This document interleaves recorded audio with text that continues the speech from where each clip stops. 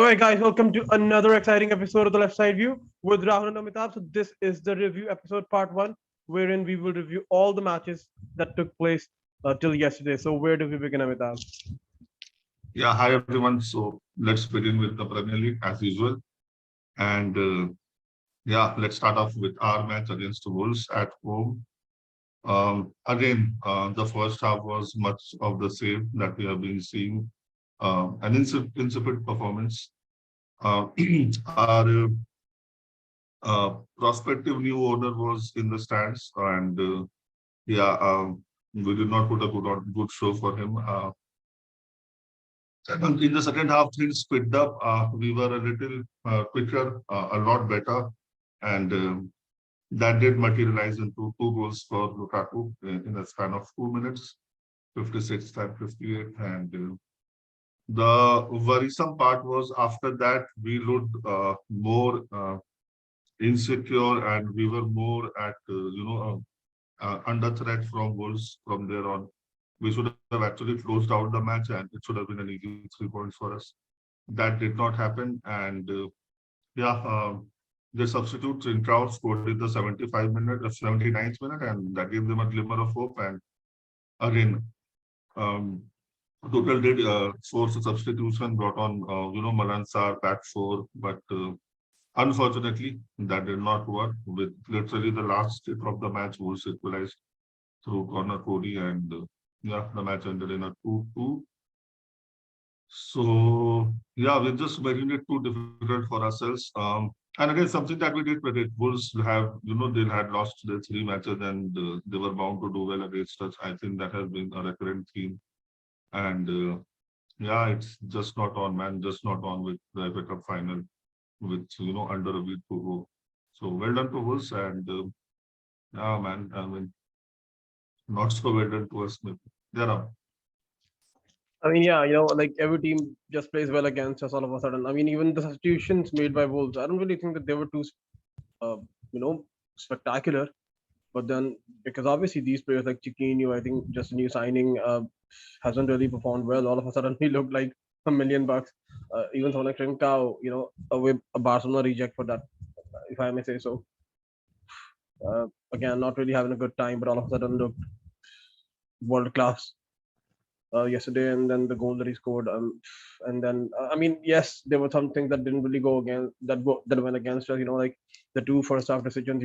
Ruled the two goals that we scored that were both ruled out by VAR. I mean, I can still understand maybe the Werner goal, but then the one by Loftus Cheek, I don't know, man. It took them so long. Like, had it been any other team, I guess, then it's a goal, simple. Like, yeah, but then you analyze it so much.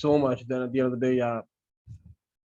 I mean, but then yes, once I think one criticism for Tuchel here, I don't know why, but I actually felt like Marcus Alonso was actually having a really good game. So I was actually really surprised when he was substituted. I mean, if it was down to an injury, then maybe yes, it made sense. But then I think Tuchel did mention after the match that it was not because of injury; it was just a tactical decision. So yes, that's something that didn't really sit well with me because again, Saul Niguez when he because uh, I mean obviously like because of the fact that we don't really have Ben Chilwell, so Alonso is the only one. And now when you take him off and bring on someone like Saul Niguez, who man, again, someone who's still just not adapted to the league, man. Like as soon as you bring on someone like Saul Niguez, I'm not blaming one person, but then yes, there is in a way a panic, right, that sets in because you just know that as long as as soon as this particular player gets the ball, there is that panic, which is a lot of these things are psychological. The same thing happened with Malang Sarr when he came on. So in my opinion, clearly he's not Chelsea's level or Premier League level. Uh, but yes, as soon as he came on, players could just sense it, uh, and that's actually what happened as well. I mean, that's why Wolves, who were till then on the back foot, but all of a sudden started coming in, and it didn't really look like we were playing against the Wolves side. I mean, who were without their manager too large, out with COVID. Man, yeah, like you said, just want to get this season two over with, hopefully with one more trophy. But yeah, not sure about the top Yeah, four or top I three. I actually thought the Ruben Loftus-Cheek goal was definitely offside. I don't know why they took so much time, but the Werner one, was that really a push? I don't know, man. I mean, Yeah, I mean, the less said, the better, I guess. In Um, the other match at the same time, this yeah, how? sorry, just one more thing. Like, yeah, I do understand that in midfield we are a little light, man. Like, we do need a midfielder. Like, there's no doubt about that. We cannot have, both Jorginho and Kante, or I mean, we can't have two out of these three missing at the same time. I do probably understand with Kante, you don't want to rush him because for him, it's all like I guess the target is obviously to play him in the FA Cup final. So yes, if that's the aim, then yes, I do understand. And obviously, that match is more important than this match. But yeah, I think a midfielder has to be a priority, man. Yeah. Yeah, moving on, the other match that we can talk about, Burnley against Aston Villa. We both predicted a Burnley win, unfortunately.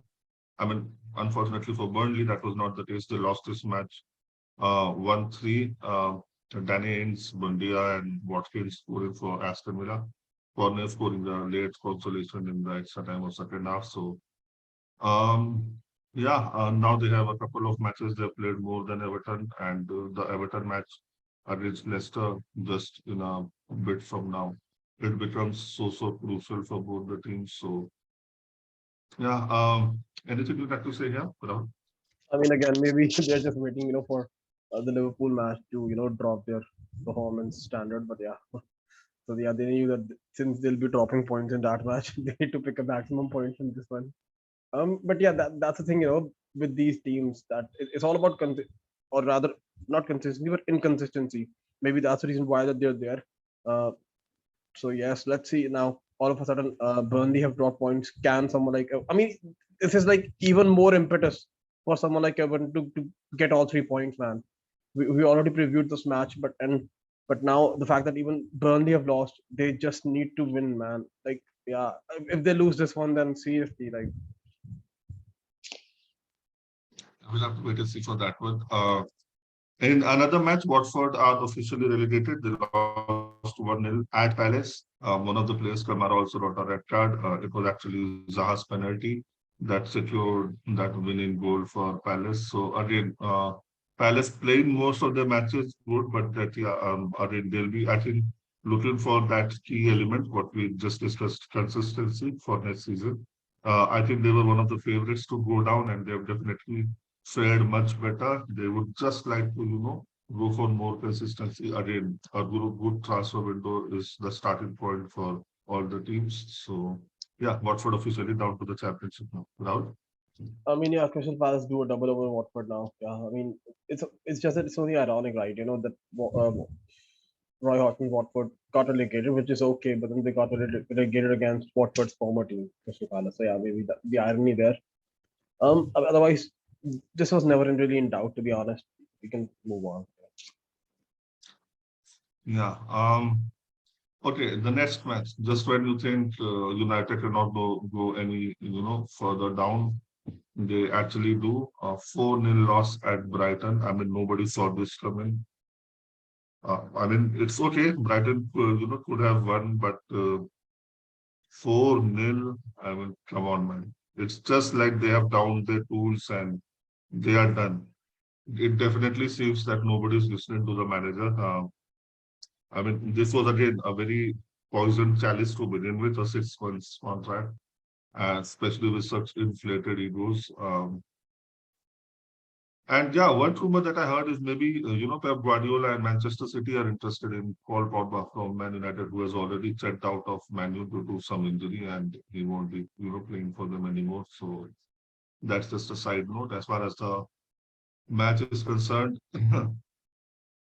I mean, the scorecard is still, I think, in favor of Man United to some extent because it could have been a lot more. They just did not know what to do. And yeah, one of those historic wins for Brighton for the club history. Yeah.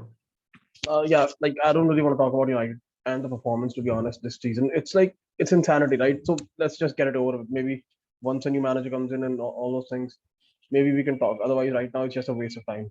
But yes, I actually want this deal to go through. To be honest, I actually think Pogba is actually shit. Like it's not just about because he's playing for United. He just does not have that mentality or that attitude. Right? He's a passenger, right?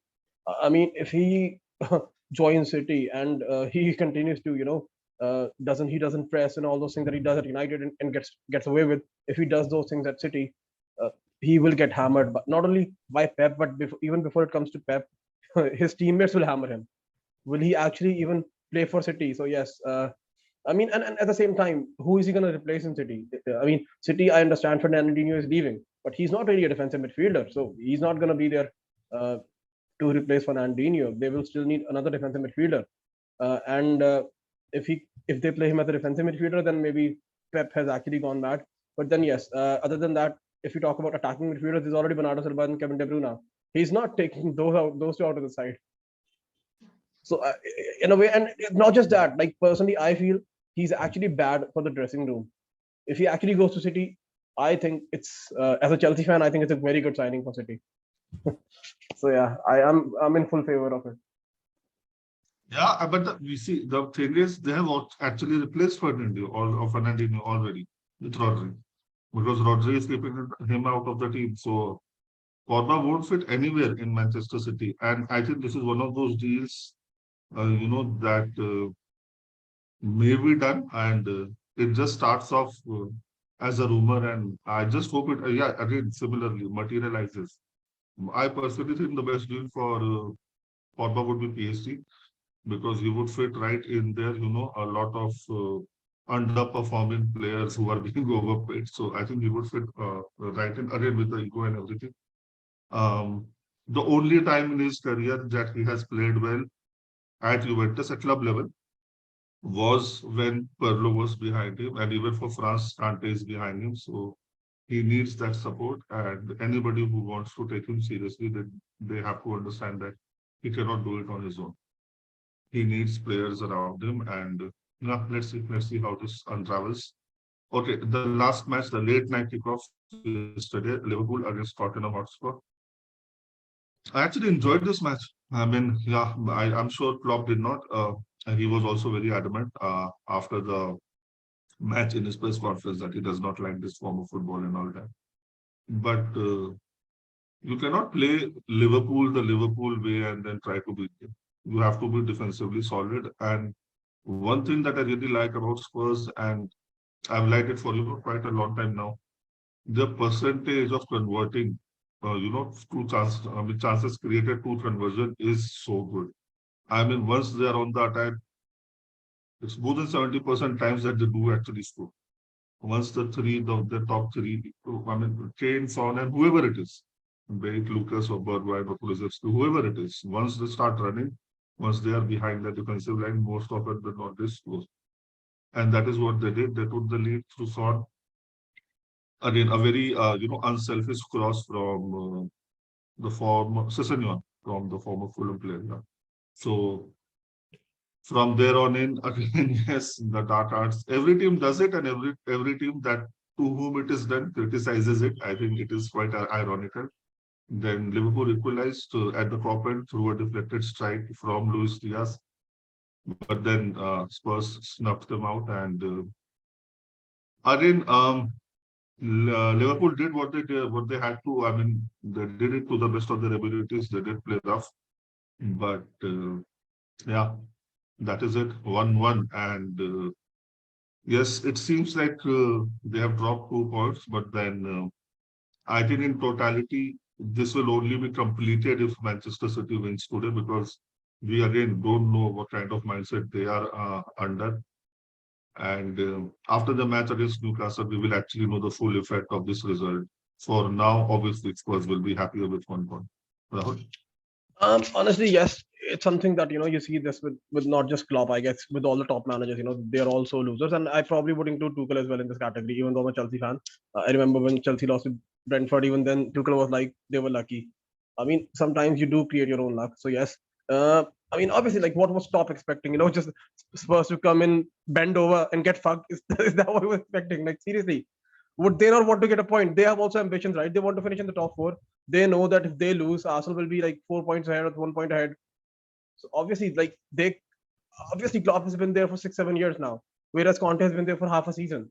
This is not his team. Only 2 signings has been made by him, and I mean he just knows that the formation of the best way to play against this Liverpool side, would be to use the two most attacking players that he has at his disposal, which is Son and Harry Kane, who, irrespective of, even if they don't create as many chances as Liverpool, but the chances that they do create, they convert those chances, right? I mean, I think what Liverpool had, what, like 20 shots, I guess, but how many of those were on target? I think just 3 or 4. That's not Liverpool. So it's not about Liverpool being clinical. It's also about Spurs doing enough to make them not being clinical. So yes, he doesn't like it. That's okay. He doesn't have to like it. Nobody gives a shit if he likes it or not. He needs to worry about Manchester City right now instead of complaining. This. I mean, if you know that you don't like it, then why are you saying it? It's my problem. Then just don't say it. That's again. But like I said, maybe it's something that comes, with the territory, right? Yes, he's a winner and all those things. Great performance again from Tottenham, I guess. I mean, Antonio Conte been to Anfield 3 times. All 3 matches ended in a 1-1 draw, unbeaten at Anfield. Yeah, what is he going to say to that? I mean, I don't understand the surprise and the dismay that Klopp, showcased yesterday. Because seriously, did you actually think, Tottenham would come there and be open? Of course not. So yeah, let's see. Maybe Tottenham has done Manchester City a huge favor. We have to see today's Actually, result in order there's one more to thing I think. see So that. Tottenham Yeah, are the only team this season to remain unbeaten in the Premier League against both Liverpool and City. yeah. Let's see. Let's see. I think the target would still be top four rather Um, than and just I'm stand. really sorry, Amitabh, to cut you off. But another thing, people keep talking about Salah. How like anonymous was he? And he has scored 22 goals. He's the top scorer, if I'm not wrong, right? Son has scored 20 goals, just 2 goals less than Salah. However, Salah has 5 penalties, and all 20 goals scored by Son, not even a single penalty. Yeah. Any more stat, Rahul? You want to throw us our No. I mean, this is just something that I remember. This is not something that I'm reading. It's just something that I remember actually. Yeah. I just hope again from a Chelsea point of view, I just hope Liverpool lose against Aston Villa as well. And yeah, then we face them in the FA Cup final and definitely they lose there. Okay, moving on to the Bundesliga now. Freiburg actually wasted their chance to go, sort of secure the top four credentials this season. They lost at home against Union Berlin 1-4. Did not see this one coming at all. And again, a golden chance for Leipzig to lead for them into the fourth place today. Rahul? Well, I kind of did. I actually said that this could happen, even though I didn't predict it. I actually predicted a draw, but yes, I did think that this is something that could happen.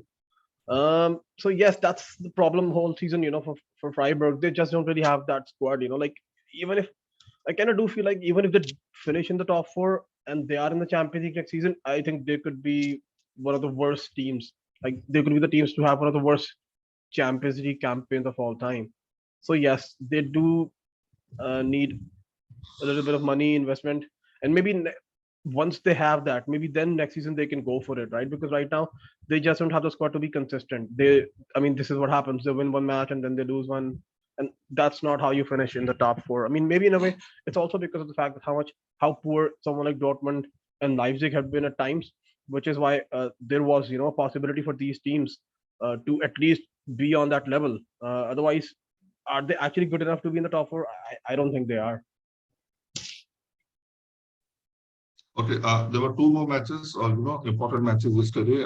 Dortmund defeating the bottom club of Florida, with Julian Brandt scoring a couple of goals. This confirms Dortmund as the vice champions, as they call it. And in the second match, Leverkusen defeated Hoffenheim. Patrick Schick with a couple of goals, and that confirms Leverkusen's entry to the Champions League. They are confirmed to be third in the Bundesliga this season. So, Rahul, your views on both these matches? I mean, yeah, again, about the Dortmund game, I think I did predict a high scoring match. So yeah, 3-1. I mean, we did say that, what more would they not even perform in this match? Like, seriously. I mean, and there's nothing to be proud of, for Dortmund. The fact that they're the vice champions. I mean, it's in a way, you kind of feel like the difference is not so much, because even Bayern dropped off. Uh, Otherwise, this again, they had a great opportunity this season to close the gap, but they couldn't now. Um, Already with the signings that they've made, but then there are so many players who are already leaving. Someone like Akanji, I think his contract, Zagadou, his contract is expiring. Witzel is leaving, and even Haaland is going to leave, or most probably going to leave. There are so many players whose contract is expiring next week, and I think next season. So we've got, I think, their left back, Guerrero, his contract is also expiring next season. So, is this something that I read yesterday? He's just 28 and he's so good. Like he can definitely go to a bigger club, and he's still at Dortmund.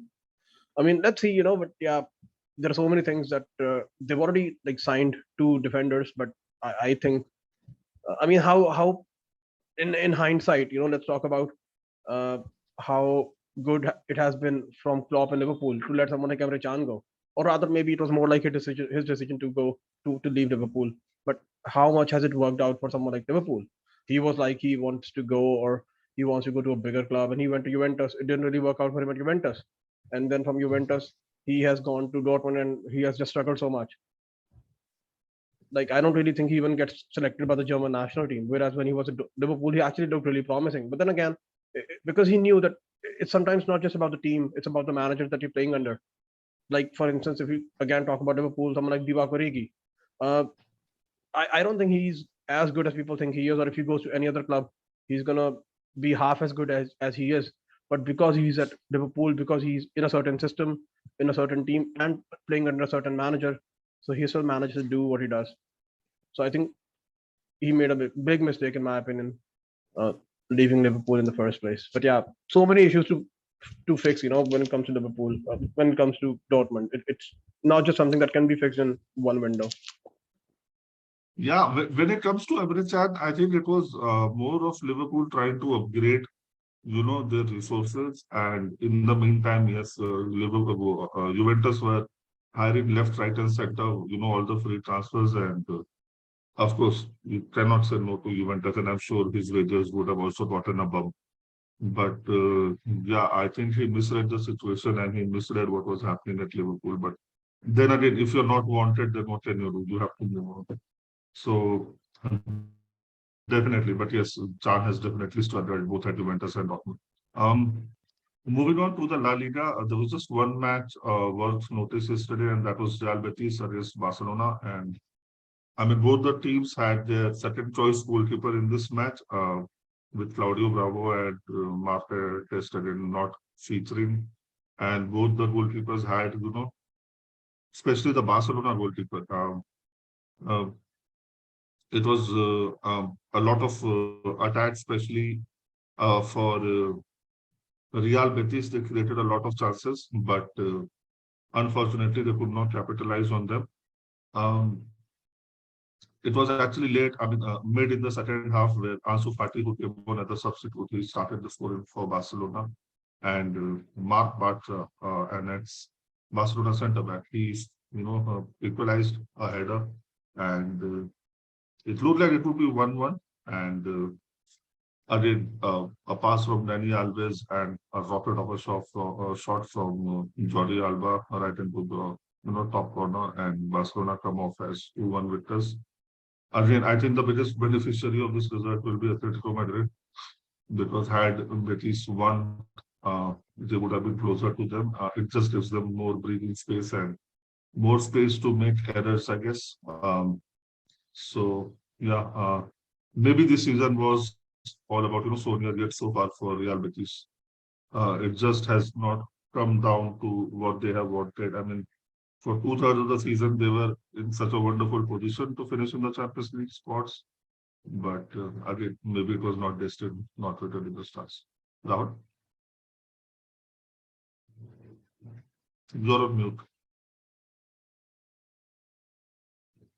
I think first of all, I want to mention the guard of honor that Barcelona gave Real Betis.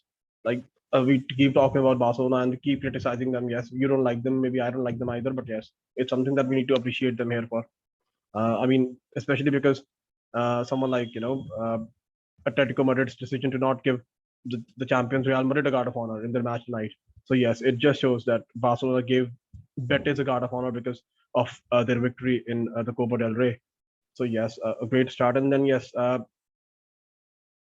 Atletico Betis win in their match at the Camp Nou. So yes, it was a revenge time for Barcelona, I guess. And yes, all three goals were scored in the last 15 minutes.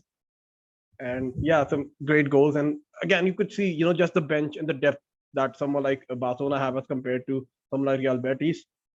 So yes, Barcelona again, they need to make sure that they don't lose their position uh, in the top four, and that's something that they did. They just want to consolidate their spot in the top four because they know that someone like Sevilla or Atletico are chasing them, and that's something that they want to do. Another point that I want to make is about the goalkeeper Claudio Bravo. He actually started the match, but was substituted in the 17th minute by Betis, and it did look like that the game was heading towards a draw. But then towards the end, someone like Jordi Alba, wow man, like, what a goal! Like he keeps scoring goals like that. He's almost 34, and he keeps scoring those volleys. Like I mean, we've already talked about like Barcelona. They are interested in bringing another left back. Maybe uh, they want the entire Chelsea backline, Alonso, Siliqueta, and Christensen. But yeah, let's see. Uh, like they do need some addition in the defense, and they've already said that they want to challenge Real Madrid next season. But yeah, we can move on from this match now. Yeah, okay. I think with the kind of competition that we are facing with Syria, it would, be much better if we have a separate episode dedicated to all the matches that happen over the weekend. So we'll review the Syria matches separately.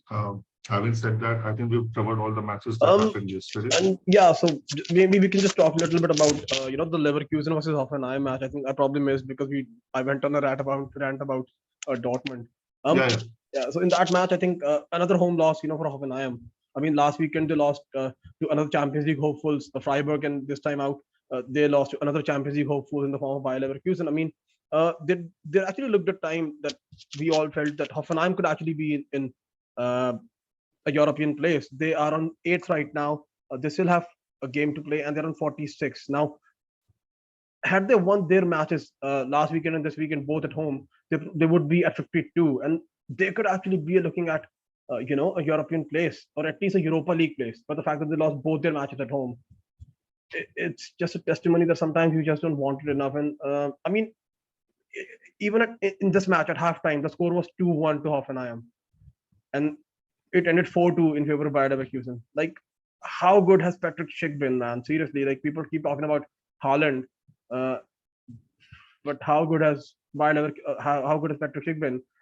I mean, even the goal that he scored in the European Championship for Czech Republic, I think even last season or a couple of seasons ago when he was playing for RB Leipzig as a backup team of Werner, uh, and he didn't want to stay at Leipzig. He wanted to be the main man somewhere else, and what a great decision that has been for someone like Patrick Schick.